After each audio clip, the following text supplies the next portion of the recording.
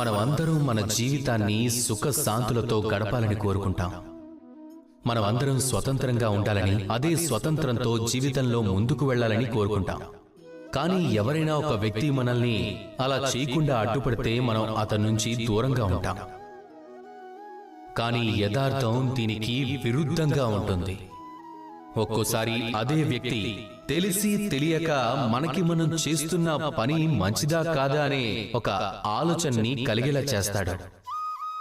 జీవితంలో ముందుకు వెళ్తూ వెళ్తూ, సుఖం వెతుకుతూ వెతుకుతూ, స్వతంత్రాన్ని వెతుకుతూ వెతుకుతూ మనం ఏ తప్పు చెయ్యట్లేదు కదా. దాన్ని అర్థం చేసుకోవడం కూడా అవసరం. దీన్ని మనం ఒక ఉదాహరణతో అర్థం చేసుకుందాం. ఏదైనా ఒక ఉద్యానవనానికి వెళ్ళండి. అక్కడ మాలి ఏం చేస్తుంటాడో గమనించండి. సమయానుకూలంగా గడ్డిని, మొక్కలను అతను కత్తిరిస్తుంటాడు. అతను ఎందుకలా చేస్తాడు?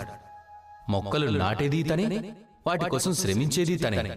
మరి తన కష్టాన్ని అతనే ఎందుకలా తొలగిస్తున్నాడు? అసలు ఎందుకలా చేస్తున్నాడు? అతను ఎందుకలా చేస్తాడు అంటే, గడ్డి మరియు మొక్కలు అన్నింటినీ సమానంగా నియంత్రించడానికి, అలా ఉద్యానవనం సుందరంగా, మనోహరంగా కనిపించేలా చేయటానికి. ఇక ఇదే అతని ముఖ్య ఉద్దేశం. ఒకసారి ఆలోచించండి, ఇదే వ్యక్తి మీ జీవితంలో అదే పని చేస్తున్నాడు. మీ జీవితంలోకి వనమాలిగా వచ్చి ఎలాంటి ఫలితాన్ని ఆశించకుండా మిమ్మల్ని ఉత్తములుగా తీర్చిదిద్దుతున్నాడు. అందుకే అలాంటి వ్యక్తికి మీ మనసులో ధన్యవాదాలు చెప్పండి.